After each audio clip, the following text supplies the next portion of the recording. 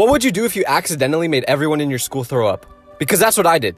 So I was at school one day, and the guy sitting right next to me farted, but he blamed it on me. So everyone laughed at me, and I decided right there that I was gonna get revenge on this kid. And luckily, he was throwing a party at his house that night. So I was trying to think of ways that I could get payback on him. And then it hit me. I'm gonna spray fart spray all around his house, so people think that his house smells like farts. So I got to the party, and everyone was having a great time, and I snuck around the house and sprayed fart spray everywhere. And if you know anything about fart spray, it smells awful. What I thought would happen after I did this is that everyone would think this kid's house smells like farts, and they would start laughing at him like they did to me. But I think I sprayed so much of the fart spray that it literally made people throw up, like everywhere. One person even threw up on the guy's dog. I didn't want that to happen. Honestly though, I only did this because I was insecure. So be proud of your farts.